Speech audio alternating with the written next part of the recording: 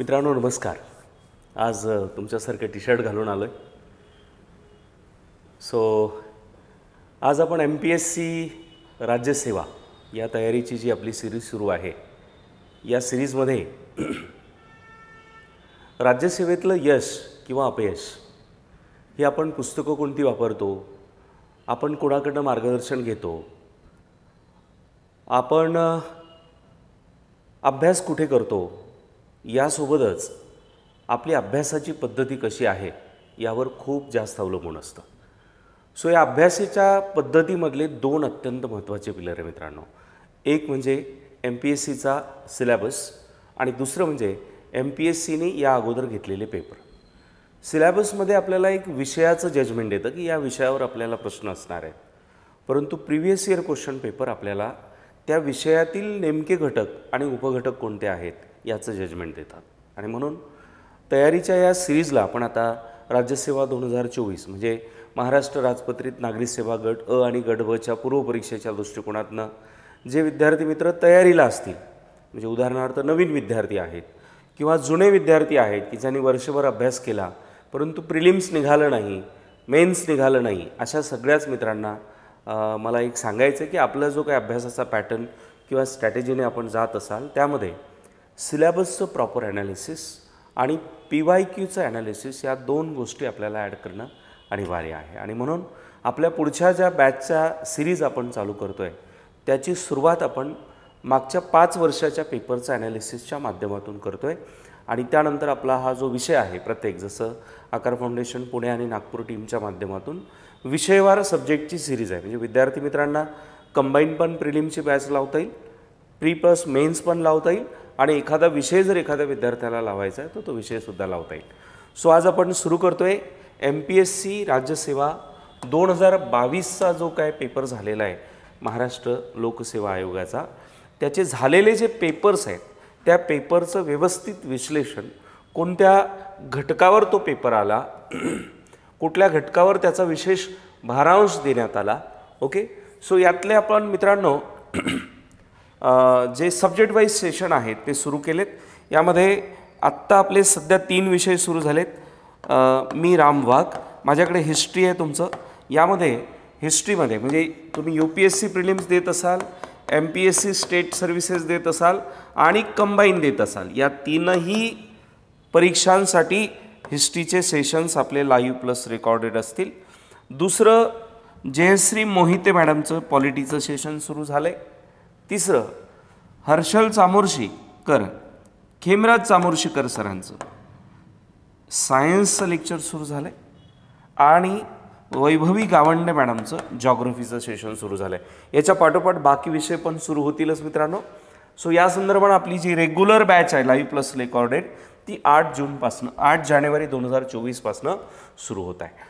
आत्ता आपण 2022चा जो झालेला पेपर आहे, मी बाकी जे डिटेल्स आहेत या संदर्भातले ते शेवटी देतो तुम्हाला.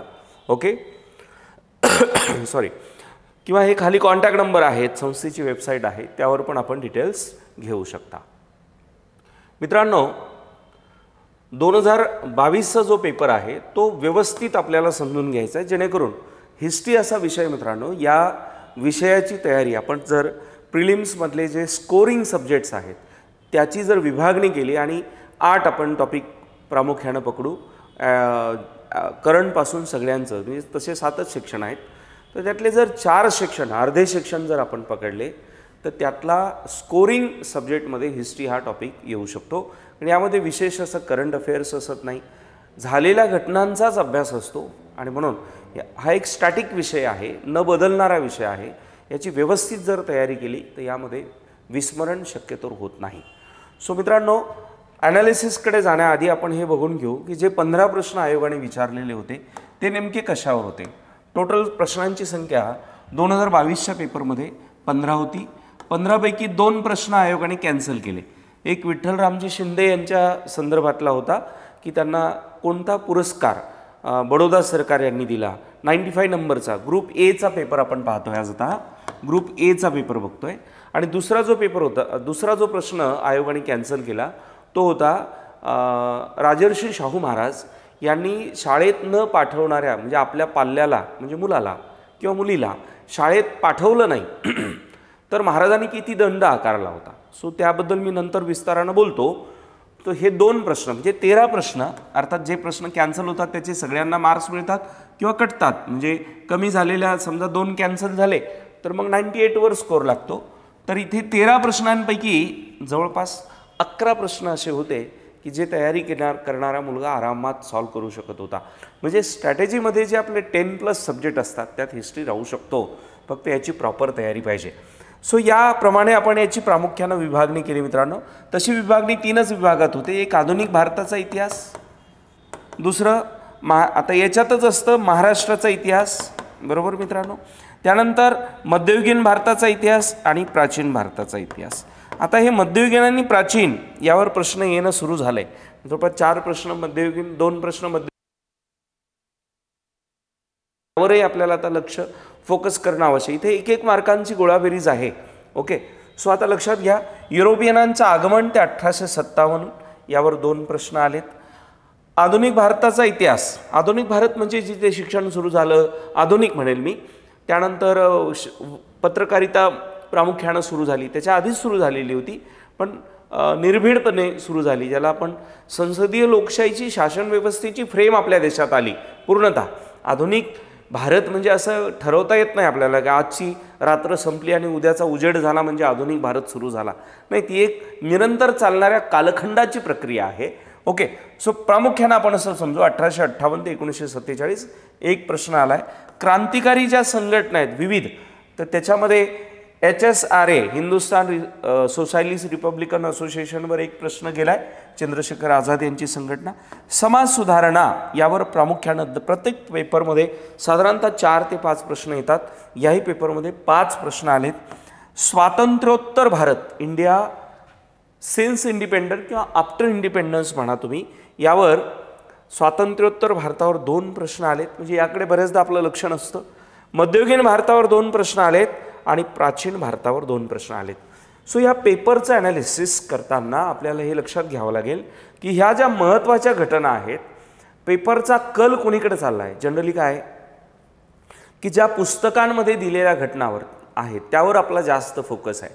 परंतु बरेचसे प्रश्न तुम्हाला असे दिसतील की जे मानवी जीवन ज्यामुळं फार मोठ्या स्वरूपात बदललं किंवा ज्याचा खूप मोठा प्रभाव एकूणच ऐतिहासिक या घटनांच्या माध्यमातून पडला, त्यावर प्रश्न विचारण्याचा कल जो आहे तो आयोगाचा वाढलेला आहे. ही बाब, हा बदल ह्या नवीन परीक्षांच्या माध्यमातून आपल्याला लक्षात घ्यावा लागेल. नाही तर आपलं बऱ्याचदा कसं असतं, म्हणजे त्या गोष्टी आपल्याला समजून घ्यावंच लागेल. इतिहास प्रामुख्यानं आपण कसा बघतो, युरोपियनांचं आगमन, मग स्थानिक भारत, मग स्थानिक भारतामध्ये असलेल्या तत्कालीन सत्ता, मग युरोपियन राष्ट्रांचं आणि त्या स्थानिक आधी युरोपियन राष्ट्रांचे झालेले आपसात युद्ध, मग स्थानिक राजांसोबत युद्ध, मग भारत कसा त्यांनी जिंकला, मग ही ईस्ट इंडिया कंपनी 1857 पर्यंत आली. लॉर्ड डलहौसीच्या कालखंडामध्ये 56ला डलहौसी गेला आणि लॉर्ड कॅनिंग आला. मग कॅनिंग नंतर रिवोल्ट झाला, मग त्यानंतर 1858ला ब्रिटिश साम्राज्याने ईस्ट इंडिया कंपनीला हटवलं आणि ईस्ट इंडिया कंपनीला हटवल्यानंतर भारत एक देश हिंदुस्तान आपल्या ताब्यामध्ये घेतला, म्हणजे ब्रिटिश साम्राज्य सुरू झालं. मग 1947 पर्यंतच्या सगळ्या घटना आपण प्रमुख घटनांचा अभ्यास करतो. पण यामध्ये योगदान देणारे अनेक काही लोक असतात. जसं बाबासाहेब म्हणून प्रश्न कसा केला की बाबासाहेबांचे कोणते अनुयायी होते की जे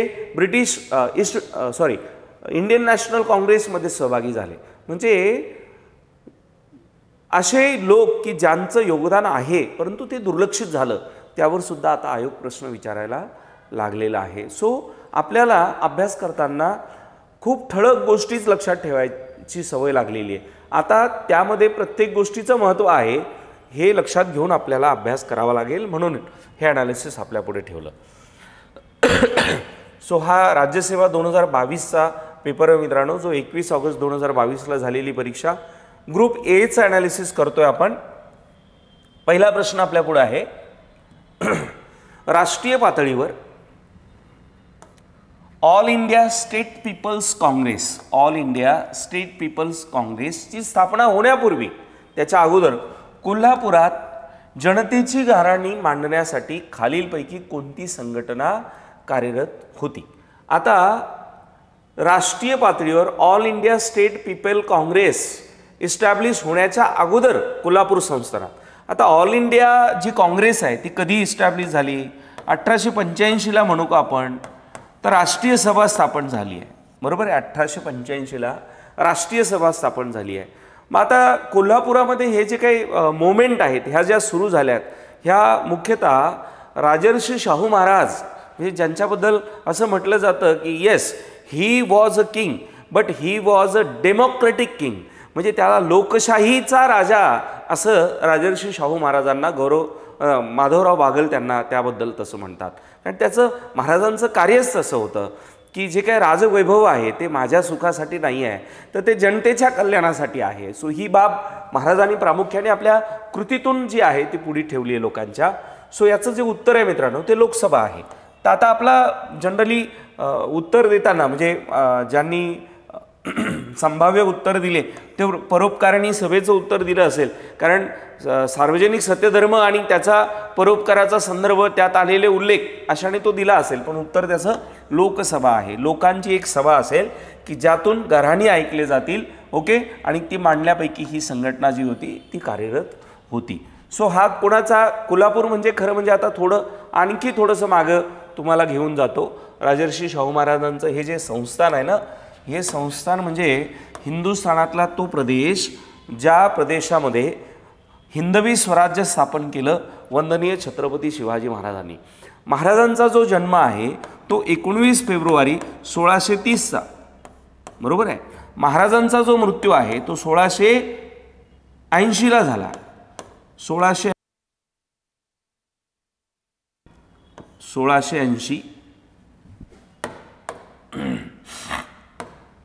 थोडक्यात तुमच्या पुढे ठेवतोय. हा Hindavi Swarajya, okay. So 19 February 1630 Chhatrapati Shivaji Maharaj, 1630 ते 1680 पुढे छत्रपती शिवाजी महाराज, छत्रपती संभाजी महाराज 1680 ते 1689 महाराजांना मुकरब खानाच्या माध्यमातून कैद केल्या गेलं, ओके. 1689 ते 1700 राजाराम महाराज, 1700ला महाराजांचा मृत्यू होतो. 1700 ते 1707 8ला तर 7ला औरंगजेब जातो. 8ला ही खेडची लढाई आहे, जी लढाई छत्रपती संभाजी महाराजांचे पुत्र आणि महाराणी ताराराणी यांच्यामध्ये होतं. आणि मग ह्या ताराराणी ज्या आहेत या ताराराणी कोल्हापूर जे त्यांचं माहेर आहे तिथे जातात, तेव्हा त्याला करवीर असं म्हटलं जायचं. करवीर इथे हे संस्थान जे आहे स्थापन केलं जातं. या संस्थानाला पुढे दत्तक ज्यांना घेतलं जातं ते आहेत राजर्षी शाहू महाराज. आता दत्तक वारसा नामंजूर वगैरे हे सगळं डलहौसीच्या अगोदर म्हणजे तुम्ही वेलेस्लीच्या कालखंडातही झालं, हेस्टिंगच्या कालखंडातही झालं, प्रामुख्यानं डलहौसीच्या कालखंडात जास्त झालं, कारण त्यांना पूर्ण ईस्ट इंडिया कंपनीच्या अंमलाखाली आणायचं होतं सगळं, राईट. सो हे थोडक्यामध्ये तुम्हाला लक्षात घ्यायचं आहे, ओके. चला, सो त्याचं जे उत्तर होतं ते होतं 1 म्हणजे लोकसभा. चला आता पुढच्या प्रश्नाकडे वळू. सो पहिल्या प्रश्नाचा आधी तुम्हाला एक लक्षात घ्यायचं की हा जो प्रश्न आहे हा कशाशी संबंधित आहे. हा लोकांच्या प्रश्नांच्या संदर्भात असलेला प्रश्नही आहे, आणि दुसरी गोष्ट कुठल्या महत्त्वाच्या संघटना त्या काळामध्ये इस्टॅब्लिश झाल्या त्या संदर्भातला प्रश्न आहे, असं याला लक्षात ठेवायचं आहे. आता दुसरा जो प्रश्न आहे, आता इथे महाराजांच्या कार्याकडे तुम्हाला डिटेल जायचं आहे. मी तुम्हाला याचे काही इम्पॉर्टंट जे काही मुद्दे आहेत तेवढे काढून ठेवलेत, जे मी तुम्हाला ही PPT टेलिग्रामला आपला आकार UPSC MPSCला शेअर करणार. आता याच्यावर आपण जर सेशन घेतो म्हटलं तर महाराजांचं सेशन 2 तास 3 तासही चालेल, तरी कुठल्या पुस्तकातही महाराजांचं चरित्र बसू शकत नाही. तर आपल्याला मात्र पुस्तकात बसू शकत नाही, चित्रपटात बसू शकत नाही, एवढं महान चरित्र राजर्षी शाहू महाराजांचं आहे. छत्रपती शिवाजी महाराज ही फारच मोठी व्यक्ती आहे, ना साहित्यात बसू शकत, ना चित्रपटात बसू शकत, ना कुठे. एवढं महान कार्य आहे, म्हणजे त्यांचा एक एक दिवस एक नवीन रिव्होल्युशन करणारा आहे. आपल्याला अभ्यास जो आहे तो स्पर्धा परीक्षेची पोस्ट काढण्याच्या संदर्भानं ठेवायचा आहे. आणि म्हणून त्यांच्या अत्यंत महाराजांनी केलेली विविध कायदे असतील, वेठबिगारीचा कायदा बंद करणे, गोवधबंदीचा कायदा, प्राथमिक शिक्षण सक्तीचं, असे प्रश्न विचारले जातात की ज्यामुळं माणसाच्या जीवनावर खूप मोठा परिणाम झाला, हे आपल्याला लक्षात घ्यायचं. वेदोक्त प्रकरण आहे, त्यांच्या जीवनामध्ये जे काही त्यांच्या घरात वेद किंवा पूजा अर्चा करणारे नारायण भटजी असतात, ते भटजी वेद जे आहेत, वेदोक्त जे काही श्लोक आहेत ते म्हणायला नकार देतात. कारण पुढच्या काळात महाराजांचे जे प्रयोग आहेत ते ब्राह्मणेतर चळवळीला, मराठा समाजाला मोठं करणे, महार मांग चांभार कुमार हा जो काही आपला समुदाय आहे त्यांना प्रोत्साहन देणे, आणि हे भटजींना मान्य नव्हतं. आणि म्हणून त्यांनी त्यांचा जो काही राज्याभिषेक होता त्या राज्याभिषेकामध्ये ते वेदोक्त प्रकरण वेद म्हणण्यास नकार दिला. आणि मग तेव्हापासून महाराजांनी अगदी अजेंड्यावर ब्राह्मणेतर चळवळ जी आहे ती प्राधान्यानं सुरू केली. सो असं तुम्हाला त्यानंतर शैक्षणिक सुधारणा असतील, याच्यावर अनेकदा प्रश्न आले की प्राथमिक शिक्षण सक्तीचं करणारं महाराष्ट्रातील जे संस्थान आहे ते कोणतं, किंवा मध्य भारतातील संस्थान कोणतं, असे प्रश्न याच्यावर विचारले जाऊ शकतात. अस्पृश्य निर्मूलनाचं कार्य आहे तर हे तुम्हाला लक्षात आहे. यामध्ये सगळ्यात महत्त्वाचं, डॉक्टर बाबासाहेब आंबेडकर यांना अस्पृश्याचं नेतृत्व देणारे खालीलपैकी समाज सुधारक कोण, किंवा कुठल्या अस्पृश्य परिषदेमध्ये ते राजर्षी शाहू महाराजांनी घोषित केलं, असे कसेही प्रश्न यावर बनवले जाऊ शकतात. ठीक आहे. त्यानंतर यांच्याबद्दलचे गौरव उद्गार यावरही, जसं महाराजाबद्दल he was king but a democratic king असं कोणी म्हटलं, सर्वांगपूर्ण राष्ट्रपुरुष असं वर्णन राजर्षी शाहू महाराजांचं कोणी केलं, असे प्रश्न मित्रांनो तुम्हाला अभ्यास करताना हे लक्षात ठेवायचं आहे की मेन की मराठा वसतिगृह कुठे सुरू झालं किंवा मग प्राथमिक शिक्षण असं नाही, प्रत्येक बाब बारकाईनं अभ्यासाची आहे आणि व्यवस्थित लक्षात ठेवण्याचा प्रयत्न करायचा आहे. सो हे यामागे सांगण्याचा उद्देश. पुढच्या प्रश्नाकडे जातोय आपण. पुढीलपैकी विजोड जोडी ओळखा. आता एवढ्यात अशा प्रश्नांची सुद्धा संख्या खूप वाढली आहे. म्हणजे 4 प्रश्न क्लिष्ट कसे करायचे, त्यांचे स्टेरिंग कसे चेंज होतील असा हा सगळा प्रयत्न आहे. ओके. आता याच्यामध्ये 4 व्यक्तिमत्व दिले आहे. या 4 व्यक्तिमत्वांचा जो संबंध आहे एक गोवा मुक्ती संग्रामांशी आहे, आणि दुसरा जो आहे तो संबंध आहे सविनय कायदेभंग किंवा चले जाव चळवळ है ना, चले जाव चळवळ. सो सविनय कायदेभंग आणि चले जाव चळवळीशी संबंध आहे साने गुरुजींचा. ही साधारणतः सविनय कायदेभंग म्हणजे 1930ची ना, आणि चले जाव म्हणजे 1942ची. आता गोवा मुक्ती संग्राम म्हणजे हा कधीचा, तर हा आहे 1961चा. पोर्तुगीज 1961ला आपल्याकडनं त्यासाठी पण आपल्याला आंदोलन करावं लागलं. युरोपियन आपल्या देशामध्ये जे आले ना, हां म्हणजे पहिले युरोपियन जो आले वॉस्को दी गामा है ना, 1492ला 1492ला हां कोलंबस जो तिकडे अमेरिकेला पोचला तो हा 1498ला आला. म्हणजे आपल्या देशात आलेले पहिले युरोपियन पोर्तुगीज, आणि शेवटी पण हेच गेले, कोण, पोर्तुगीज 1961ला. सो गोवा मुक्ती संग्राम है ना हे 1961 आहे. ठीक आहे. आता साने गुरुजी आणि सुधाताई यांचं पण नातं आहे. ठीक आहे. परंतु चळवळीतलं नातं नाही, कौटुंबिक नातं आहे. चला आता हे समजून घेऊया. त्यातले हे 3 लोक डॉक्टर लारा डिसोजा, सुधाताई जोशी आणि हिरवे गुरुजी. हिरवे गुरुजी तर 37व्या वर्षी शहीद झाले गोवा मुक्ती संग्रामामध्ये. ठीक आहे. सुधाताई ज्या आहेत ह्या सुद्धा पुण्यावरनं गेले हे लोक, आणि डिसोजा यांना शिक्षा करण्यात आलेली होती गोवा मुक्तीच्या संदर्भामध्ये. सो ही 3 माणसं म्हणजे 1, 2 आणि 4. ठीक आहे. सो यातलं विजोड आहे साने गुरुजी, म्हणजे उत्तर असणार 3. हां साने गुरुजी. सो हे बघा, लारा डिसोजा, सुधाताई जोशी, हिरवे गुरुजी, म्हणजे साने गुरुजी वगळता हे गोवा मुक्ती संग्रामांशी संबंधित आहे. म्हणजे आता तुम्हाला अभ्यास करताना आपलं 1947 पर्यंत झालं किंवा 1950 पर्यंत झालं की आपण पुढचा इतिहास अभ्यास करायला थांबून देतो. आपल्याला असं वाटतं झालं इतिहास, असं नाही. म्हणजे इंडिया सिन्स इंडिपेंडन्स की इंडिया आफ्टर इंडिपेंडन्स, रामचंद्र गुहांचं पुस्तक आहे. ओके, ते तुम्ही घेऊ शकता, किंवा आपण याच्या काही नोट्स ज्या जेवढ्या गरजेच्या आहे टॉपिक पुरत्या त्याही तुम्ही घेऊ शकता. सो 1947 to 1950 स्वतंत्र भारत ते गणराज्य भारतापर्यंतचा हा प्रवास आहे आणि गणराज्य भारत 1950 टू 2023 मध्ये तुम्हाला कुठलाही प्रश्न विचारला जाऊ शकतो. त्यामुळं याकडे पण तुम्हाला लक्ष द्यायचं आहे. पण प्रामुख्यानं प्रश्न इंदिराजींपर्यंत राजीवजींपर्यंतच येतात आत्तापर्यंत, पण आता पुढे पण येऊ शकतात. त्यामुळं तेही तुम्ही करायला पाहिजे असं माझं तुम्हाला सांगणं असेल.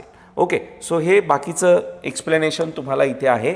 ओके, टोनी डिसोजा यांना 26 वर्ष तुरुंगात टाकलेलं होतं कोणी, पोर्तुगीजांनी. आणि 1954ला हिरवे गुरुजी हे 37व्या वर्षी शहीद झाले होते. ओके, सो हे त्यानंतर सुधाताई यांचा गोवा मुक्ती संग्रामामध्ये सहभाग होता. त्यांच्या मागे सुधाताईंना असलेली साने गुरुजींच्या कार्याची प्रेरणा होती. चला पुढच्या प्रश्नाकडे जाऊ. पुढचा जो प्रश्न आहे हा 1957चा आहे, म्हणजे परत हा स्वातंत्र्यानंतरचा प्रश्न आहे. 1957 1957च्या स्त्री शिक्षण विषयक राष्ट्रीय आयोग, स्त्री शिक्षणाशी संबंधित जे काही सुधारणा असतील किंवा त्या संदर्भातल्या शिफारशी असतील त्या संदर्भातला हा प्रश्न आहे. याच्या अध्यक्ष कोण होत्या? आता याच्यामध्ये दुर्गादाई देशमुख हे याचं उत्तर आहे. तो दुर्गादाई देशमुखांचं जे कार्य आहे हे अंध मुलींसाठी, विशेषतः मुलींच्या सक्षमीकरणासाठी दुर्गाताई देशमुखांनी कार्य केलेलं आहे. ओके, एक सेकंड, दुर्गाताई देशमुख आणि दुर्गाताई भागवत यांच्यामध्ये कन्फ्युजन होतं. हां बरोबर आहे, दुर्गाताई देशमुख आहे. सो यांच्याबद्दलचं जे कार्य आहे तुम्हाला हे सांगायचं आहे की ह्या अंध मदत संघाच्या अध्यक्ष होत्या. त्यानंतर केंद्रीय समाज मंडळाच्याही अध्यक्षपद त्यांच्याकडे होतं. आणि 58ला जो काही भारत सरकारने स्थापन केलेला राष्ट्रीय महिला शिक्षण परिषदेचा आयोग आहे त्याच्या पहिल्या अध्यक्षपदी ह्या होत्या. सो हे याचं उत्तर आहे. याच्या अगोदरच्या परीक्षेत मित्रांनो, याच्या अगोदरच्या परीक्षेमध्ये शिक्षण आयोग असेल, कोठारी आयोग असेल, ओके, त्यानंतर मुदलियार आयोग असेल. हे तुम्ही GS4 जो होता तुमचा HR human resources development and human rights, okay, so यावर प्रश्न जे आहेत ते विचारलेले आहेत. म्हणून याकडे हे आपले एज्युकेशन जे रिफॉर्म झालेले आहेत त्यावर सुद्धा प्रश्न आहेत. म्हणजे हिस्ट्री म्हणजे अगोदरचं बाबा ब्रिटिशांच्या विरोधातलाच हिस्ट्री एवढाच पार्ट नाही आहे, ही बाबसुद्धा आपल्याला इथे विशेषत्वानं नोटीस करायची आहे. आता 89 नंबरचा प्रश्न आहे, समाजसुधारकांवर असलेला प्रश्न आहे. डॉक्टर बाबासाहेब आंबेडकरांच्या पश्चात त्यांचे कोणते अनुयायी काँग्रेसचे सभासद होते? आता डॉक्टर बाबासाहेब आंबेडकर,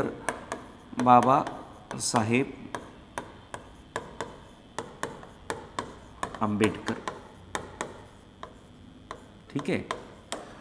बाबासाहेबांच्या जीवनामध्ये म्हणजे बाबासाहेबांचं जीवन, ठीक आहे, त्यांचा जो जीवन संघर्ष आहे आणि बाबासाहेब मग राजकारणात आहेत. आता याच्यानंतर बाबासाहेबांच्या नंतर पश्चात सुद्धा प्रश्न आहेत. एक तर त्यांच्या जीवन संघर्षावरही प्रश्न आहे, बाबासाहेबांचं कार्य म्हणजे आता कार्याला तर लिमिटच नाही. बाबासाहेबांचं शिक्षण असेल, समाजकार्य असेल, पत्रकारिता असेल, कायदा असेल, राजकारण असेल, संघटना असेल, है ना, संविधान निर्मिती असेल, है ना, धार्मिक बाबासाहेबांचे निर्णय असतील, पुढे बाबासाहेबांनी घेतलेले निर्णय असतील. ओके, आणि त्यांच्या पश्चात म्हणजे आता 3 पार्टमध्ये बाबासाहेबांना आपल्याला बघायचं आहे. ठीक आहे. सो याच्यामध्ये RD भंडारे असेल, राजाभाऊ भोळे असतील, रूपवते असतील आणि बापूसाहेब राजभोज असतील. आता याच्यात प्रश्न काय, डॉक्टर बाबासाहेब आंबेडकरांच्या पश्चात म्हणजे बाबासाहेब कधी गेले? 56ला गेले बाबासाहेब, 1956ला, बरोबर आहे.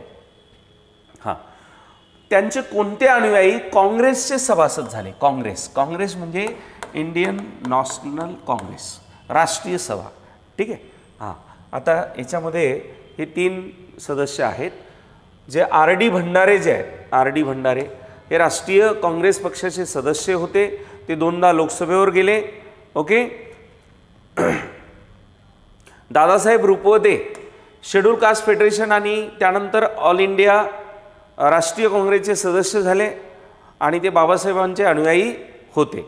त्यानंतर भोळे हे सुद्धा बाबासाहेबांचे अनुयायी होते, राष्ट्रीय काँग्रेसचे सदस्य झाले. राजभोज जे आहे हे अनुयायी नव्हते, ते राष्ट्रीय काँग्रेसचे सदस्य होते. तत्कालीन काँग्रेस सरकारने त्यांना राज्यसभेवर नामनिर्देशित केलं होतं, म्हणजे रूपवते. सी झाले होते, म्हणजे ए बी सी बरोबर, म्हणजे 2 नंबरचा पर्याय बरोबर, बरोबर ना. हां, 1 2 3 रूपवतेपर्यंत होते आणि राजभोज हे अनुयायी नव्हते, परंतु ते राज्यसभेवर इंडियन नॅशनल काँग्रेसच्या माध्यमातून गेलेले होते. सो राजभोज नव्हते. सो ABC हे उत्तर म्हणजे पर्याय क्रमांक 2चं बरोबर. चला, सो आता आपण इथे लक्षात एवढंच घेतोय, हे उत्तरं तर म्हणजे याची आता आयोगाने आन्सर की पण दिली आहे, तुम्हाला उत्तरही माहिती आहे. आपण काय घेतो, आपण हे घेतोय की प्रश्न कशावर येत आहे याचं स्वरूप आपण समजून घेण्याचा प्रयत्न करतोय. आय होप की आपण प्रॉपर वेनं पुढे जातोय आणि मी आपल्याला समजवू शकतोय. काही असेल तर तुम्ही कमेंटमध्ये मला सांगा, काही इम्प्रूव्हमेंट असतील त्याही सांगता येईल. आता पुढचा एक प्रश्न बघा. ब्रिटिश साम्राज्याच्या अंतर्गत है ना, जे त्यांचे अर्थव्यवस्थेच्या चालना देणारे प्रोजेक्ट होते, त्यापैकी मुंबई येथे खालीलपैकी कोणत्या 2 ठिकाणी ब्रिटिशांच्या काळात मिठाच्या पेठा होत्या. मिठाच्या पेठा म्हणजे बाजारपेठा. ओके, आता मुंबई हे जे बेट आहे ना, मुंबई म्हणजे खरा जो ब्रिटिशांचा उत्कर्ष, म्हणजे ब्रिटिश म्हणण्यापेक्षा मी म्हणेल ईस्ट इंडिया कंपनीचा उत्कर्ष जो झाला तो मुंबई बेट मिळाल्यानंतरच झाला. ओके, हे पोर्तुगीजांकडनं त्यांना मिळालं. प्रिन्स चार्ल्स जो होता त्याचा विवाह कॅथरीन ही पोर्तुगीज राजकन्या होती. म्हणजे जसं ब्रिटिशांचं वर्चस्व वाढत होतं ना, तसं पोर्तुगीजांनी ब्रिटिशांसोबत जुळून घेतलं. ओके, आणि मग प्रिन्स चार्ल्स जो ब्रिटनचा राजकुमार आणि ती कॅथरीन ही पोर्तुगीजांची राजकन्या, आणि बेट कोणाचं आंदण दिलंय, हे भारताचं म्हणजे हिंदुस्थानचं दिलंय. म्हणजे दुसऱ्याच्या घरची वस्तू उचलायची आणि तिसऱ्याच्या लग्नात आंदण द्यायची, असा प्रकार झाला. आणि मग विनोद इथंच संपत नाही, विनोद एवढा मोठा आहे. मग तो प्रिन्स चार्ल्स राजकुमार विचार करू लागला की याला मी ठेवून काय करू. त्यांनी ते भाडे तत्वावर ईस्ट इंडिया कंपनीला वापरायला दिलं आणि पुढे मग ईस्ट इंडिया कंपनीने त्याला डेव्हलप केलं. चला, सो ते उत्तर आहे भेंडी बाजार आणि वडाळा. आता हे प्रश्नाचं उत्तर कोणालाही कधी ते वाचलं नसेल, पण ह्या ज्यावेळेस तुम्ही भारतामध्ये ब्रिटिशांनी ज्या पद्धतीनं आर्थिक डेव्हलपमेंट केल्या ना, तर त्या फायनान्शियल जे काही त्यांचे रिफॉर्म्स आहेत, की सुधारणा म्हणा किंवा त्यांचे प्रयोग म्हणा, त्याच्यात याचे उल्लेख येतात. त्यामुळं कुठल्या प्रदेशात मिठाच्या पेठ्या, कुठल्या प्रदेशात आणखी इतर त्यांचे वखारी असतील, त्याच्यावरही अनेकदा प्रश्न विचारते. कोलकातामध्ये असलेली हुबळी वखार असेल किंवा सुरत वखार असेल किंवा कासिम बाजार असेल, असेही प्रश्न अनेकदा ते टाकतात. त्यामुळे याच्याकडे दुर्लक्ष करायचं नाही. ठीक आहे, हे त्याचं झालं उत्तर. आता समाजसुधारकांमधला आणखी आवडता प्रश्न, सुरत येथे, सुरत जे गुजरातमध्ये आहे, मानव धर्म सभा आणि मुंबईमध्ये परमहंस सभा. आता ही परमहंस सभाच आहे ज्यातून प्रार्थना समाज पुढे तयार झाला. बरोबर आहे. हां, कोणी स्थापन केली. ठीक आहे, तर हे उत्तर तर तुम्हाला सगळ्यांना म्हणजे तोंडपाठच आहे, दादोबा पांडुरंग तरखडकर. इथे तुम्हाला एक लक्षात घ्यायचं आहे की 2-3 असे समाजसुधारक, म्हणजे प्रामुख्याने मी तुम्हाला सांगतो 5 समाजसुधारक यांची डिटेल माहिती तुम्ही करून ठेवली पाहिजे. राजर्षी शाहू महाराज, दुसरं महात्मा ज्योतिराव फुले आणि क्रांतिज्योती सावित्रीबाई फुले, तिसरं डॉक्टर बाबासाहेब आंबेडकर, चौथं दादोबा पांडुरंग तरखडकर, 5वं पंडिता रमाबाई आणि रमाबाई रानडे. ठीक आहे, म्हणजे यावर प्रश्न येतोच. याच्याशिवाय इतर जे आहेत ते तुम्ही करा, पण हे तर एवढे बेस्ट करून ठेवा की याच्यात तुम्हाला आलेले प्रश्नांची उत्तरं तुमची गेलीच नाही पाहिजे. ठीक आहे, चला. आणि यांच्या ज्या हे दुसरं म्हणजे दादोबा पांडुरंग तरखडकर. ठीक आहे, तर यांचं पूर्ण जीवनी, त्यांचे डिटेल काय काय कामं केले आणि विशेषत्वानं मानव धर्मसभा कधी स्थापन झाली, त्याचे काय ऑब्जेक्टिव्ह होते, परमहंस सभा कधी स्थापन झाली. आता याच्यातनंच प्रार्थना समाज जो आहे तो पुढे कामाला म्हणजे उदयास आला किंवा निर्माण झाला. त्यानंतर त्यांची ग्रंथसंपदा. ओके, चला. आता पुढचा प्रश्न बघा. मध्ययुगीन उत्तर भारताविषयी तपशीलवार माहिती असलेला तहकीके हिंद हा ग्रंथ कोणी लिहिला. आता याच्याकडं उच्चार करताना असं वाटते हे काहीतरी उर्दूतला एखादा ग्रंथ असेल, काहीतरी असेल, परंतु भारताची ओळख करून देणारा असा हा पुस्तक आहे जे अल बिरुनी यांनी लिहिलेलं आहे. अल बिरुनीने लिहिलेलं आहे. आता हा अल बिरुनी इथे कसा आला, आणि कशा पद्धतीने त्यांनी हे एक अत्यंत मोठा हुशार आणि तत्वज्ञ असलेला, ज्ञानी असलेला व्यक्ती होता, जो एका चोरासोबत आपल्या देशात आला. चोर गझनीचा मोहम्मद याने 17 वेळा आपल्या देशामध्ये येऊन चोऱ्या केल्या. बघते 10-15 वर्षामध्ये जवळपास 17 स्वाऱ्या त्यांनी घातल्या. चोर म्हणजे त्यावेळेस साम्राज्यासाठी हे आक्रमण करायचे. तर हा अल्बिरुनी जो आहे ना, हा तहकीके हिंद नावाचा त्यांनी ग्रंथ लिहिला. भारताचा शोध असं त्या ग्रंथाचं नाव होतं. ओके, सो तहकीके हिंद हे मध्ययुगीन भारतातलं राजपूत जे काही घराणे होते आपले, त्यांची जी संस्कृती होती, त्यांचे राज्यव्यवस्था असतील, अर्थव्यवस्था असतील, समाज जीवन असेल, याचा संपूर्ण एक लोखाजोखा म्हणा किंवा त्याचा परामर्श या ग्रंथामध्ये तहकीके हिंदमध्ये त्यांनी त्याचं वर्णन केलेलं आहे. हे जे काही पहिलं याची कॉपी त्यांनी तयार केली ही अरब भाषेमध्ये होती. आपल्याकडे मोगल एम्पायर जे आलं ना, हे पण अगोदर अरबी भाषेमध्येच होतं. ओके, आणि तुम्हाला ऐकायला आश्चर्य वाटेल की यातले अनेक राजे यांना लिहिता वाचता सुद्धा येत नव्हतं. यातला भारतावर म्हणजे त्या तत्कालीन हिंदुस्थानावर 50 वर्ष ज्यांनी राज्य केलं तो अकबर, त्याला लिहिता वाचता येत नव्हतं. ओके, पुढे त्याचं हे अज्ञान जे आहे ते अज्ञान म्हणा किंवा धर्मद्रेष्टपणा जो होता तो खूप गंभीर होता. परंतु जोधाबाई यांच्या आगमनानंतर अकबराला पुढची जी दिशा मिळाली त्यातून दिले इलाही किंवा हिंदू मुस्लिम ऐक्य अशा एक चांगलं धर्मसहिष्णू धोरण पुढे अकबराचं आपल्याला दिसतं. चला अल्बिरुनीकडे येऊ आपण. आपण अरबी भाषेचा उल्लेख आला म्हणून त्याचा मी संदर्भ थोडा डिटेल गेलो. पुढे येऊ 11व्या शतकात मोहम्मद गझनी जो आहे तो जो आपल्या देशामध्ये आला होता आणि त्यांनी जवळपास 17 स्वाऱ्या आपल्याकडे म्हणजे 1010 ते 1025च्या दरम्यान मानल्या.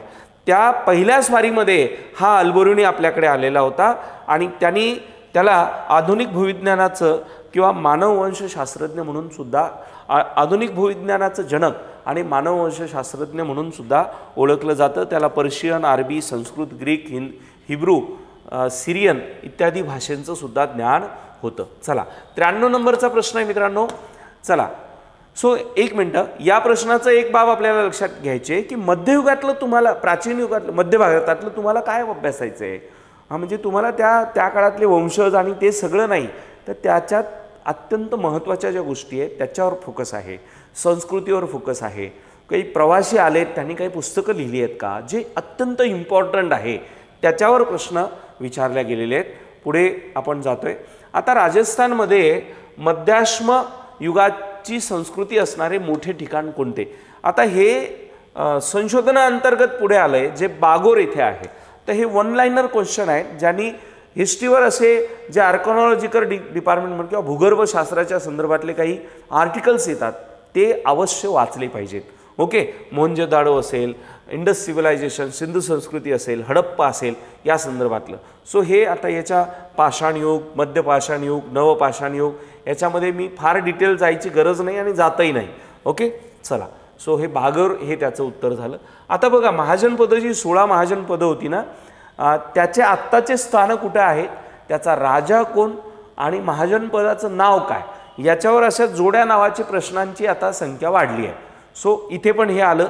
तर याच्यामध्ये तुम्हाला कौशल तर माहीतच असेल, जो प्रसन्नजीत राजा होता, म्हणजे B चं 4 है ना, म्हणजे हे आपल्या अनेकदा वाचण्यात आलेलं. B चं 4 म्हणजे B चं 4 म्हणजे दुसरं 2 नंबरचं. सो आता हे तुम्हाला चार्ट लक्षात घ्यावा लागेल. ओके, आणि हा चार्ट व्यवस्थित अभ्यासून याचं म्हणजे महाजनपद ही 16 महाजनपद आहेत. याची राजधानी कोणती होती, जसं अंग चंपापासून तर खाली आपण गांधार घेतलं तक्षशिलापर्यंत. ओके, आणि आत्ता ते सध्या ती ठिकाणं कुठे, असे तुम्हाला जोड्या लावायचे प्रश्न मित्रांनो येऊ शकतात, ज्याच्यावर तुम्हाला तयारी ठेवायची आहे. आता हा प्रश्न आहे, विठ्ठलरामजी शिंदे यांच्या कामाची नोंद घेऊन बडोदा सरकारने, बडोदा सरकार म्हणजे सयाजीराव गायकवाडांचं संस्थान, 1932-33 साली कोणता पुरस्कार देऊन गौरव केला. आता याचं उत्तर आहे दलित मित्र. पण आत्ता हल्ली मित्रांनो या शब्दाच्या माध्यमातून अनेक वाद निर्माण झालेले आहे की तुम्ही दलित म्हणून कोणाचा उल्लेख करू शकत नाही. ओके, सो हे एक कॉन्ट्रोवर्शियल क्वेश्चन आणि त्याचा आन्सर आणि याच्या चर्चा पुढे मे बी जाऊ नयेत किंवा आणखी काही त्याच्या संदर्भातले संदर्भ असू शकतात. मी म्हणजे अगदी ठामपणे सांगत नाही, परंतु यामागची ही पार्श्वभूमीतला एक बिंदू असू शकतो. ओके, कारण त्याचं विठ्ठलरामजी शिंदे यांना दलित मित्र पुरस्कार मिळाल्याची नोंद आहे. मग आयोगाने त्याचा उत्तर किंवा तो प्रश्नच कॅन्सल का केला याच्याकडे जाता आलं नाही. याचं उत्तर दलित मित्र असं आहे.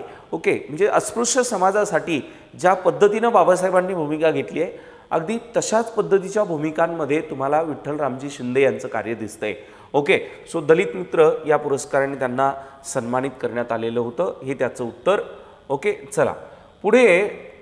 हां, मग आता तुम्ही विठ्ठलरामजी शिंदे, आता हे समाजसुधारकांवर आलेला प्रश्न आहे, मग त्यांच्यावर आलेले त्यांनी केलेलं कार्य असेल किंवा त्यांचा वैचारिक प्रभाव त्यांच्यावर कुणावर होता वगैरे वगैरे असे प्रश्न विचारले जाऊ शकतात.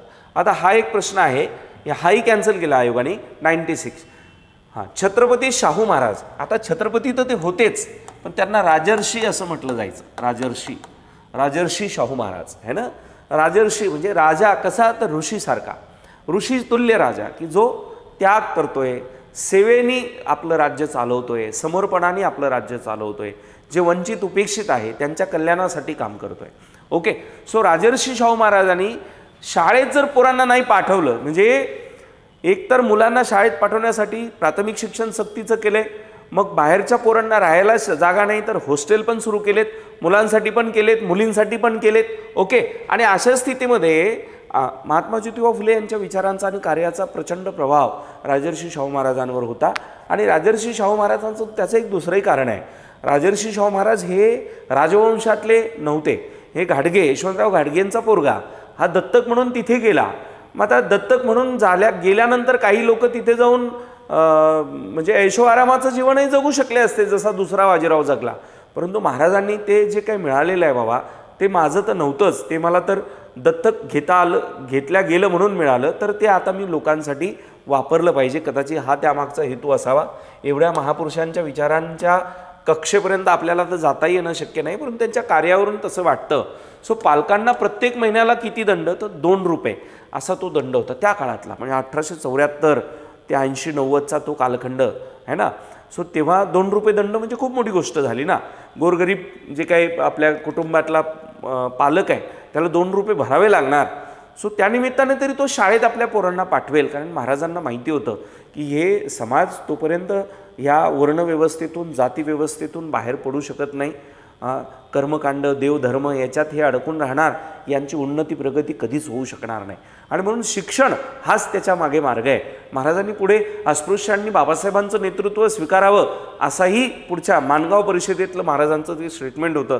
कारण हे जे युगपुरुष होते यांना भविष्य दिसत होतं लोकांच्या प्रगतीचं आणि अधोगतीचं सुद्धा. हा सुद्धा आता याच्यावर कॉन्ट्रोवर्सी होती, 2 रुपये केला का 3 रुपये केला, वसूल झाला नाही झाला, मग त्याचे काही ऑथेंटिक पुरावे मिळणं शक्य नव्हतं, म्हणून हाही कदाचित आयोगाने कॅन्सल केला असावा. पुढे जाऊ. राजर्षी शाहू महाराज. आता हे मी इथं दिलं तुम्हाला, सांगितलंय, हे मी तुम्हाला सगळं शेअर करतो. आता 97 नंबरचा प्रश्न बघा. 18 जुलै 1947 रोजी ब्रिटिश पार्लमेंटने कोणत्या कायद्याला मान्यता दिली? आता 1947 म्हणजे हा आधुनिक भारतातला प्रश्न आहे. म्हणजे आपल्याला स्वातंत्र्य मिळायचं आहे अजून. सो याचं उत्तर आहे भारतीय स्वातंत्र्याचा कायदा. तुम्हाला माहिती आहे आपल्या देशामध्ये ब्रिटिशांनी 1857ला जी ईस्ट इंडिया कंपनी होती, या ईस्ट इंडिया कंपनीला संपूर्ण देश ताब्यामध्ये पाहिजे होतं. कशासाठी? काय कारण सांगितलं होतं त्यांनी? कारण सांगितलं होतं की आम्हाला प्रशासन व्यवस्थित करायचं आहे. मग याच्यासाठी यांनी खोटी कारणं दिली, सगळी जुजबी कारणं दिली. दत्तकपुत्र चालणार नाही. का नाही चालणार बाबा? माझं घरदार प्रॉपर्टी मला कोणाला द्यायची मी देईल, कारण ब्रिटिश माहीत होतं आपल्या विरोधात कोणी रणांगणात उतरू शकत नाही. तैनाती फौजेचे पैसे बाकी आहे, आवाच्या ढवा लावून दिले आणि तुमचे पैसे बाकी आहे, घेतलं राज्य हिसकावून. जिथे काहीच कारण नाही, तुमचं प्रशासन नीट नाही, घेतलं राज्य हिसकावून. पण या बदमाशांनी 1947ला काय केलं? ज्यांची संस्थानं हिसकावून घेतली होती त्यांना परत करून दिली आणि भांडणं लावून चालले गेले. परत 2-3 वर्ष लागले आपल्याला त्या संस्थानाचं विलिनीकरण करायला, आणि त्याच्या आणखी बळबळत्या जखण्या त्या 2023पर्यंत 22पर्यंत चालू राहिल्या. नंतर 370 हटवावं लागलं. अजूनही त्या सगळ्यांची जी काही प्रश्नांची समस्यांची मालिका आहे ती अजूनही काही सुटलेली नाही. ओके, जर इथे 1857ला जे बेकायदेशीर होतं ते कायदेशीर म्हणून एकत्रित केलं ना तुम्ही संस्थान, मग 47ला अखंड हिंदुस्थान का नाही भारत सरकारच्या ताब्यात दिला? सो ही प्रगत राष्ट्रांचे फायनान्शियल मनसुबे याच्या मागे असतात की जी अप्रगत आणि विकसनशील राष्ट्र आहे यांच्यामध्ये भांडणं सारखी सुरू राहिली पाहिजे, कारण यांच्याकडे शस्त्रास्त्र नाही, यांच्याकडे दारुगोळा नाही. मग जर ही भांडणं करत राहतील, भांडणं करत राहणारा माणूस हा कर्जबाजारी राहणार, त्याला शस्त्रास्त्र लागणार, म्हणजे प्रगत राष्ट्रांकडून परत शस्त्रास्त्र खरेदी करावी लागणार. ही सगळी याच्या मागची भूमिका. ठीक आहे, चला, स्वातंत्र्याचा कायदा हे त्याचं उत्तर. सो याच्याबद्दल जे आहे हे 4 जुलैला हा कायदा जो आहे तो ठेवण्यात आला होता. ओके, आणि हा माउंटबॅटन त्यावेळेला गव्हर्नर म्हणजे जनरल, आपण व्हॉइसरॉय म्हणू त्याला, स्वतंत्र मिळालं 47ला, मग तो गव्हर्नर जनरल राहिला. मग पुढे राजगोपालचारी यांच्याकडे 4 झाला होता. आणि पुढे हे जे विधेयक आहे हे 18 जुलै 1947ला स्वातंत्र्याचा कायदा, जो पुढे 15 ऑगस्ट 1947 पासून लागू झाला. आणि यातून भारत आणि पाकिस्तान यामधनं 14 ऑगस्टला पाकिस्तान आणि 15 ऑगस्टला Bharat, that is India. So हे 2 राष्ट्र निर्माण झाले. आणि या कायद्याला ब्रिटनचं पार्लमेंट काय म्हणते, ब्रिटिश पार्लमेंटने यांनी असं म्हटलं, सर्वात उदात्त आणि सर्वोत्तम कायदा अशी. आता यावरही प्रश्न पडू शकतो तुम्हाला, ब्रिटन पार्लमेंटमध्ये सर्वात उदात्त आणि सर्वोत्तम कायदा असा उल्लेख कोणत्या कायद्याचा करण्यात आला. सो असाही प्रश्न यावर पडू शकतो. चला, 98 नंबरचा प्रश्न काय म्हणतो बघा. भारतात चंद्रशेखर आझाद आणि सरदार भगत सिंग यासारख्या क्रांतिकारकांनी, यांच्यासोबत आणखी होते बटुकेश्वर दत्त होते, आणखी होते, हिंदुस्तान सोशलिस्ट रिपब्लिकन असोसिएशन नावाची संघटना कुठे स्थापन केली. स्थान विचारलंय. आता प्रामुख्याने आपल्याला माहिती आहे ही जी स्थानं आहे याच्यात मुंबई असणं शक्य नाही, कारण ही सगळी जी मंडळी होती पंजाब, उत्तर प्रदेश, कानपूर, अलाहाबाद या भागातलीच होती. आता इकडे आपल्याकडचा होता, पण तो राजगुरू एकच होते पुण्याच्या बाजूचे, खेडचे. आता त्या गावाला राजगुरुनगर नाव देण्यात आलेलं आहे, पण ते तिकडे गेले होते कानपूरला, आहे ना. तर नागपूर असणं शक्य नाही, कोलकाता असणं शक्य नाही. यासाठी शक्य नाही कारण त्यावेळेला म्हणजे ही कधीची घटना आहे, तर ही आहे 1925 ते 1932च्या दरम्यान. 31 भगतसिंगांना 31ला फाशी झाली, 23 मार्च 1931ला. ओके, तर त्या दरम्यान दिल्ली हेच मुख्यालय होतं कुणाचं, ब्रिटिशांचं. आणि मग जिथं मुख्यालय आहे तिथेच्या ऑर्गनायझेशन काम करतील. सो दिल्ली याचं उत्तर आहे ना.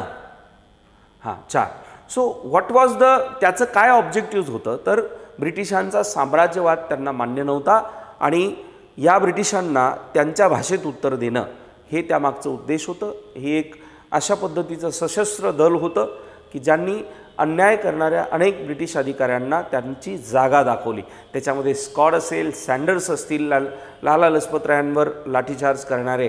आणि पुढे तुम्हाला माहिती आहे की 31 मार्च 1931ला शेवटचे म्हणजे यांच्या याच्यामध्ये चंद्रशेखर आझादजी, तर त्यांना गार्डनमध्ये एका माथेफिरूंनी पत्ता सांगितल्यानंतर त्यांना पकडण्यात आलं, बाकी पण पकडण्यात आले. आणि नंतर पुढे भगतसिंग, सुखदेव आणि राजगुरू यांना फाशी देण्यात आली 23 मार्च 1931ला. चला पुढे जाऊ. हे आपण ज्या वेळेला डिटेल लेक्चर घेऊ त्याच्यामध्ये तर हे सगळं डिटेलच राहील. आता फक्त आपल्याला लक्षात घ्यायचं आहे हिंदुस्तान सोसायटीज रिपब्लिकन असोसिएशन काय आहे. आतापर्यंत कशावर प्रश्न होते, काकोरी कट, चितगाव कट, है ना, याच्यावर. पण आता त्याने ऑर्गनायझेशनवर प्रश्न टाकणं सुरू केलं आहे. ठीक आहे, चला लक्ष द्या. पुढचा प्रश्न आहे 1757च्या प्लासीच्या लढाईनंतर इंग्रजांनी मीर जाफरला कोणत्या प्रांताचं नवाब केलं. ओके, तुम्हाला माहिती आहे रॉबर्ट क्लाइव्ह यांनी सिराज उद्दौला हा बंगाल प्रांताचा नवाब होता. कुठला, बंगाल प्रांताचा. यांनी काय केलं होतं, ब्रिटिशांनी कर द्यावा असा आदेश दिला होता. जी काय तिकडे चांदूर कासिम बाजारनाथ वखार होती, जिथे ब्रिटिशांनी पहिला जो फोर्ट त्यांनी बनवलेला होता. ओके, तर तिथे त्यांनी फरमान पाठवल्यानंतर त्यांनी त्याला विरोध केला. तो केल्यानंतर त्यांनी त्यांचे जे काही ब्रिटिश अधिकारी, कर्मचारी अधिकारी आहेत त्यांना डिटेन केलं, म्हणजे पकडलं. आणि पकडल्यानंतर तिथे त्यांना बंदी केलं. बंदी केलेलं जी जागा होती ती एक कोठडी होती, मालवाहक असलेलं गोडाऊन होतं. तिथे ऑक्सिजनची कमतरता झाली आणि त्यात ते दगावले. या घटनेला खूप रंगवून रॉबर्ट क्लाइव्हनी ब्रिटन पार्लमेंटला सांगितलं आणि तिकडनं मदत मिळवली. ती मदत मिळवून त्याला माहिती होतं खुल्या मैदानात आपण जिंकू शकत नाही. हा अलीवर्दी खानाचा अनेक वर्ष एकच शासन असलेला बंगाल अत्यंत सुपीक आणि सदन प्रांत होता. मूळ कारण हेच होतं, ब्रिटिशांना ती आर्थिक असलेली बंगालची जी काही संस्थान होतं ते हातात घ्यायचं होतं आणि म्हणून सिराजुद्दौलाचा जो काही दुसरा नवाब पदाचा दावेदार होता मीर जाफर, या मीर जाफरला यांनी नवाब पदाचं, रॉबर्ट क्लाइव्हनी काय केलं, नवाब पदाचं आमिष दाखवलं आणि सिराजुद्दौलाच्या विरोधात षडयंत्र रचलं. मग तुम्हाला माहिती आहे प्लासी वॉर हे एक नाटकच झालं. म्हणजे मीर जाफर तिथले काही उद्योजक यांनी अक्षरशः आपला जो सिराजुद्दौला राजा आहे तो ब्रिटिशांच्या पायी टाकला होता आणि मग नाममात्र लढाई झाली.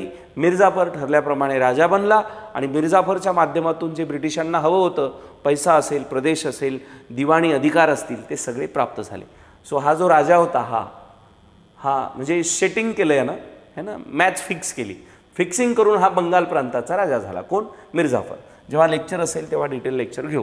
चला, हे तुम्हाला एक्सप्लेनेशन दिलं आहे. चला, शेवटचा प्रश्न आहे हा, परत घराण्यांवर प्रश्न आला बघा. 1206 ते 1290 या काळात राज्य केलेल्या गुलाम घराणे, सुलतान घराणे, मोगल घराणे यांच्यावर प्रश्न येतात, है ना. घराण्याची स्थापना कोणी केली? ओके, याचं अल्तमिश हे याचं उत्तर आहे. आता हा जो अल्तमिश आहे ना, हा एक गुलाम होता. हा कोणासोबत आला? इथे कुतुबुद्दीन ऐबक सोबत आला. 4 नंबरचं उत्तर आहे. कुतुबुद्दीन ऐबक जो आहे याच्यासोबत आला, पण अत्यंत निष्ठावंत होता. त्यानंतर मग कुतुबुद्दीन ऐबकने काय केलं की इथे लाहोर ही राजधानी बदलली. तो गेल्यानंतर अल्तमिशला इथे ठेवलं, यांनी ती राजधानी दिल्लीला हलवली. ओके, म्हणजे आपल्या दिल्ली राजधानीची स्थापना कोणी केली आहे? अल्तमिशने केली आहे, किंवा तिथे राजधानी आणली आहे असं म्हणू आपण. ओके, त्यानंतर यांनी चांदीचे आणि तांब्याचे शिक्के पण तयार केले. त्यानंतर कुतुबुद्दीन ऐबकनी जो काही कुतुब मिनार बांधण्याचं काम चालू केलं होतं ते त्याच्या पश्चात यांनी अल्तमिशने पूर्ण केलं. आणि यांच्या संदर्भातला अनेकदा प्रश्न जो येतो की जी पहिली महिला मुस्लिम शासक होती रजिया सुलतान, या रजिया सुलतानचा हा पिता अल्तमिश, आणि यांनी आपली उत्तराधिकारी आपल्या मुलीला घोषित केलं. ही मध्यकाळातली सगळ्यात मोठी घटना मानली जाते, कारण पुरुष प्रधान असलेल्या या व्यवस्थेमध्ये एका महिलेला शासक म्हणून नियुक्त करणं ही अत्यंत प्रगत विचाराची बाब होती. आणि मध्य हिंदुस्थानातली रजिया सुलताना ही पहिली महिला मुस्लिम किंवा आपण महिला शासकसुद्धा म्हणू शकतो. आणि ज्या वेळेला कुतुबुद्दीन ऐबकचा मृत्यू झाला त्यावेळेला हा बदायूचा गव्हर्नर होता. म्हणजे अल्तमिशच्या कामाच्या संदर्भातले आणखी काही थोडेफार डिटेल्स तुम्हाला इथे दिले. सो गुलाम वंश जो आहे, आता याचा आडनाव ॲक्च्युली गुलाम नाही आहे, परंतु कुतुबुद्दीन ऐबकचा हा म्हणजे गुलाम होता आणि म्हणून आणि तो कुतुबुद्दीन ऐबक असताना त्यांनी ते सेवेकरी म्हणूनच काम केलं. आणि नंतर कुतुबुद्दीन ऐबकनी ऑलमोस्ट त्यालाच सगळं ते हँडओव्हर केलेलं होतं आणि म्हणून त्यांनी गुलाम घराणं असंच त्याचं नाव पुढच्या काळामध्ये पडलं. सो अशा पद्धतीने आपण हे प्रश्न बघितले मित्रांनो, आणि याचं हे ॲनालिसिस तुम्हाला दिलं आहे. माझं तुम्हाला सगळ्यांना रिक्वेस्ट असेल की स्पर्धा परीक्षेच्या अभ्यासामध्ये आपण जे येतो सगळे गरीब मॅक्झिमम मुलं गोरगरीब कुटुंबातले आहेत, मध्यमवर्गीय कुटुंबातले आहे. आपला आणि आपल्या कुटुंबाची फार मोठी जबाबदारी आपल्या खांद्यावर असते आणि म्हणून आपला वेळ अत्यंत महत्त्वाचा असतो. मुख्यतः डिग्रीनंतर आपण याच्यामध्ये येतो आणि म्हणून 1-2 वर्ष आपला अभ्यास योग्य दिशेनं असेल, आपल्याला एक तर यश मिळेल किंवा अपयश असं मिळेल की यशापर्यंत तरी किमान आपण पोहोचलो पाहिजे. आणि म्हणून अभ्यासाची दिशा ही आपली योग्य असली पाहिजे, पद्धत योग्य असली पाहिजे. आणि म्हणून हे आपण PYQ ॲनालिसिस आपल्यापुढे ठेवतोय. मला अपेक्षा आहे की याचा तुम्हाला नक्की फायदा होईल. काही सुधारणाही असू शकतात ज्या तुम्ही कमेंटमध्ये टाका, त्याचं स्वागत आहे. ओके, सो आपण विषयवार लेक्चरची सिरीज सुरू केली आहे. तुम्हाला वाटलं तर महाराष्ट्र राजपत्रित नागरी सेवा गट अ आणि ब याची प्री स्पेशल संयुक्त पूर्वची एक कंबाईंड बॅच पण लावू शकता. तुम्हाला असं वाटलं की विषयवार बॅच लावायची, फक्त हिस्ट्री लावायचं आहे, फक्त जॉग्रफी लावायचं, इकॉनॉमिक्स लावायचं, तर तशी पण व्यवस्था आपण करून ठेवली आहे. आणि फीज अत्यंत कमी, म्हणजे हे व्यवस्था चालवता यावी एवढीच त्याच्यामागची एक भूमिका ठेवून आपण हे त्या विषयातले तज्ज्ञ व्यक्ती यांच्या माध्यमातून ही बॅच आपण घेतोय. कंबाईंड प्री स्पेशल बॅचही तुम्ही लावू शकता, सब्जेक्ट वाईजही लावू शकता. तुमचा अभ्यास झाला आहे उदाहरणार्थ तर तुम्ही टेस्ट सिरीज लावू शकता. 7 जानेवारीपासून offline plus online test series चालू होत आहे. कंबाईंड ग्रुप बी आणि ग्रुप सी जी 16 जूनला आहे त्याची पण आपली कंबाईंड बॅच प्लस इंटिग्रेटेड, म्हणजे कोणाला प्री प्लस मेन्स लावायचं असेल ती पण बॅच आहे. ज्यांचा अभ्यास झाला आहे त्यांनी 11 फेब्रुवारीपासून टेस्ट सिरीज पण जॉईन करू शकता. त्यानंतर आता इतर मागास बहुजन कल्याणचे 1 जानेवारीपर्यंत फॉर्म भरायचे होते, फॉर्म भरून झालेत. 8 तारखेपासून आपली ही बॅच चालू होत आहे. 8 तारखेपासून 8 जानेवारीपासून ही लाईव्ह बॅच असणार आहे आणि रेकॉर्डेड पण असणार आहे. ठीक आहे. समाज कल्याण, हां, माझं हिस्ट्रीचं जर तुम्हाला लावायचं असेल ते अगदी आपण कमी फीजमध्ये, यासाठीच की जो विद्यार्थी ऑफलाईन येऊ शकत नाही त्याला ऑनलाईन त्याच्या जिथं आहे तिथे तो तयारी जे आहे ते करू शकला पाहिजे. या संदर्भातनं काही डिटेल्स किंवा तुम्हाला प्रश्न असतील तर हे नंबर आहेत आपले संस्थेचे, यावर तुम्ही संपर्क करा. वेबसाईटला पण आपण डिटेल्स दिले आहेत. आणि मित्रांनो, हे आपलं टेलिग्राम चॅनल आहे आकार UPSC MPSC, हे तुम्ही जॉईन करा जेणेकरून तुम्हाला updates, current affairs, notes, test हे सगळे याला टाकले जातात. आणि तुम्हाला हे लेक्चर आवडले असतील तर या आपलं चॅनल सबस्क्राईब करून बेल आयकॉन आठवणीनं क्लिक करा जेणेकरून पुढील लेक्चरचं नोटिफिकेशन तुम्हाला येईल. आणि सेकंड थिंग, तुमच्या ज्याही रिक्वायरमेंट्स असतील तुम्ही कमेंटमध्ये टाका. शक्य झाल्यास कमेंटमध्येच आम्ही आन्सर देतो, नाहीतर तुमची कमेंट लेक्चरमध्ये घेतली जाते. सो थँक्यू सो मच मला जॉईन केल्याबद्दल. पुढचं लेक्चर आपण 2021चं घेऊ, त्यानंतर 20चं घेऊ, 19 हे 3 लेक्चर झाले की आपले टॉपिक सुरू होतील. थँक्यू सो मच मला जॉईन केल्याबद्दल.